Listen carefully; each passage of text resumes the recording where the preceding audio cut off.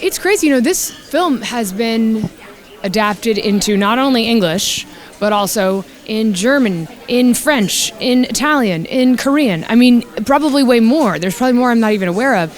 It's the kind of story that has a basic question that's so, I think, at its core, very human, which is, how can you sustain a relationship?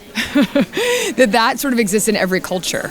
And I think that what Rashida Jones and Will McCormick did with their English adaptation was kind of cater it to an American audience, and then what we did with our cast was kind of even specify it more to what these actors have to offer that kind of transfers it into something even more sort of specific. And by that I mean, Penelope Cruz is not American.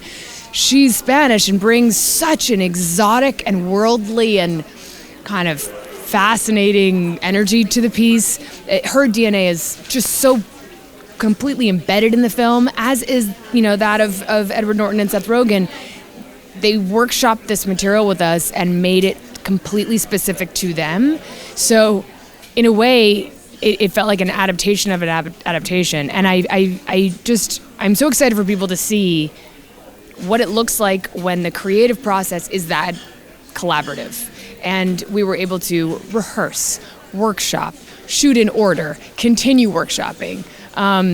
All things that I think end up making films that people tend to feel kind of hit a certain level of authenticity, we hope. Forgive me if this is not true, but I saw on Wikipedia that this is dedicated to Diane Keaton.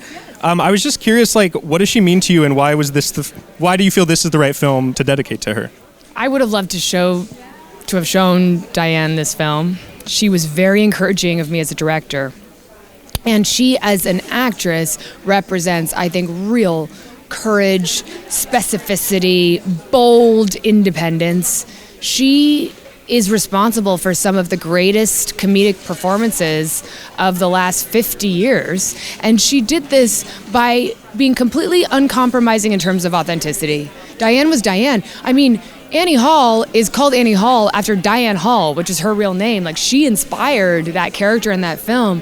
And that is how I feel about this film. The Invite, is inspired by these actors kind of giving them life. Not to sound pretentious, but how Wong Kar-wai always says, you don't know what a movie is until your actor shows you the movie. It's their story. And I think of Diane Keaton as somebody who did that over and over again with so many great films. And she just was so full of joy. And this movie is at its heart really joyful. And yeah, I really just would have loved to have shown it to her, and there was no one else that I could have dedicated it to. It's for her. That's so sweet. My last quick question here. I was just curious, the last movie or show you saw that you'd recommend to anyone? Ooh, I loved Erupcia, Pete O's film. That is also a film kind of workshopped collectively by a cast. It's starring Charlie XCX, and she's incredible. And I got to do a Q&A with Pete, and I love the way he shot it on a Canon 5D with a filmmaker hack. It's so beautiful. And I think it really is a perfect example of the democratization of the medium. You have no excuse. You can make a movie. That's what Pete makes me feel. It's intimidating because it's oh man, you can't even say well, we can't raise the money. It's no, if you want to tell the story, you can go do it. Grab some actors and find a way to shoot it. And that film is really great. Thank you so much, and congratulations. Thank you.